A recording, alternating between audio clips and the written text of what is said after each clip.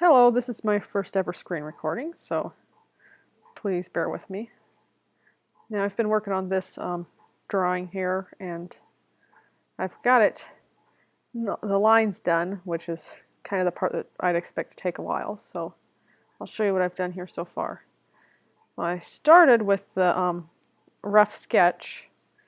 Now sometimes if I've got a really complicated thing, I'll do a second sketch layer with a different color over this one, but I thought this one was good enough, so I just went to lines.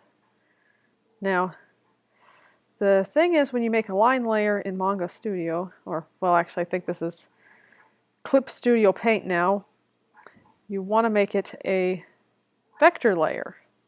You can do that by clicking down here, New Vector Layer. I don't need a new vector layer right now, but doing the line art as a vector layer helps, because when you start trying to fill stuff, what you do is you start by turning this to a reference layer. And then, okay, here's a new layer for colors. So I'll just label these since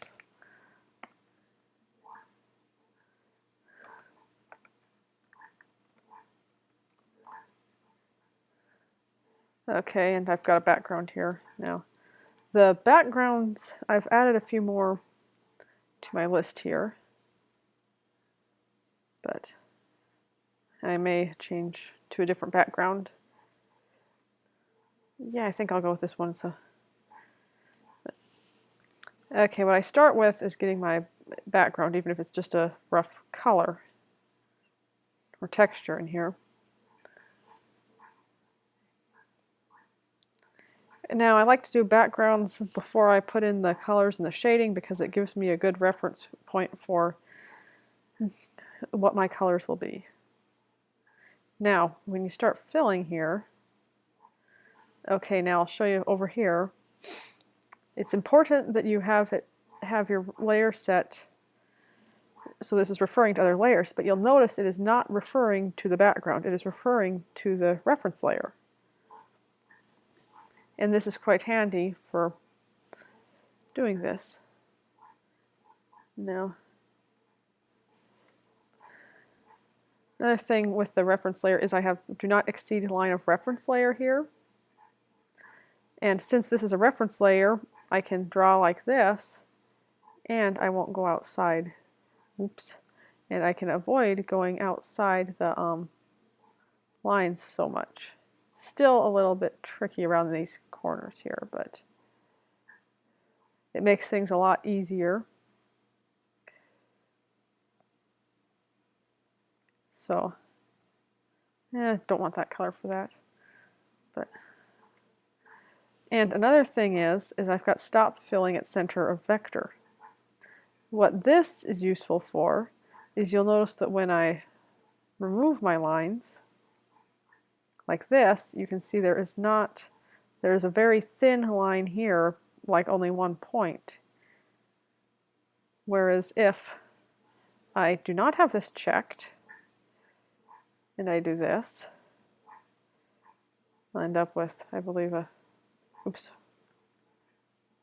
If I do this and do not have that checked, then I end up with, as you can see here, you can kind of see where the colors are, and if I do this, it's a very thick line. It's thick as the normal line.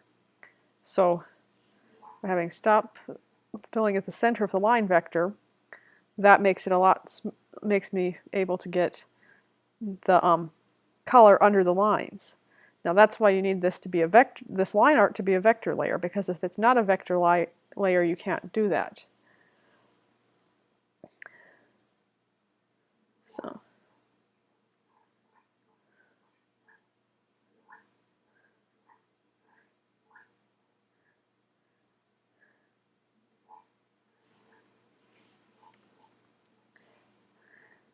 Now, as you can tell, I can just actually switch with a spacebar and the X between these two colors, which is very useful for making things go faster. It's also a reason that when I do character design, I often try to keep the amount of colors low.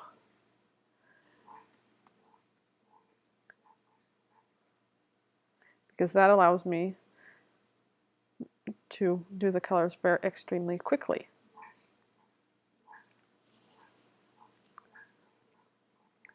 Okay, yeah, this is the one I'm drawing. So as you can see here, I'm taking the color from there and doing it to the eyes.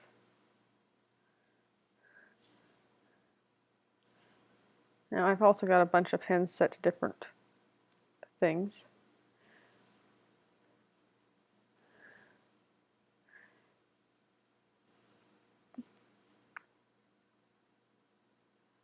Now this pen,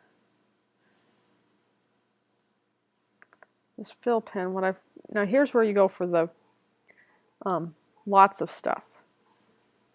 See, if you can't find your thing, you go down here and it'll be down here. This is where the do not exceed the line of reference layer.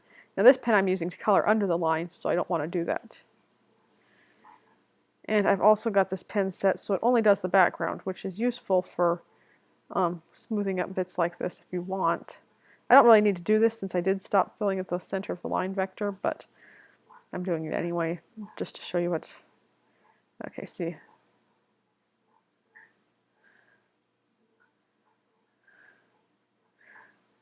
Because if you have lines and you want to get rid of them, you're going to have to do this. But, okay, so that shows how I start with that. Let's see. Now, this is an older drawing I have, but I'm using that for the colors. Because the background is similar, I can get by with this. I'm just, okay. Now I make another layer. And, okay, if you want to keep it locked to the layer below, locking it means that you cannot color where the layer isn't, which can be useful. This, it's actually not locking, it's clip mask thing. But I don't tend to use that because with this program I can get by with this just by staying in lines by having my pen set to not exceed the line of reference layer. Okay, another thing with these pens is there's stabilization here, which means you can have your pen stabilized, which will help to make your lines smoother. This is very important for line art. Because with line art, you want to make sure that it's smooth. See, the higher stabilization, the smoother your line will be. Okay, but if I go down to 0 stabilization, see, then any little shaking I do makes it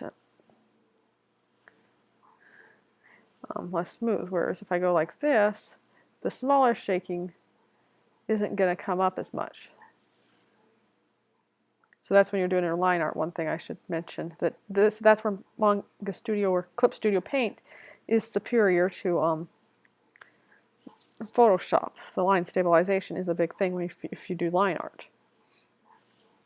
Okay, now let's try some, I'm going to make a new layer. See the new layer here, now I set this to multiply. Multiply allows it to be darker because see, it's a light color, but it shows up darker no matter which. Now this is what I use to shade here.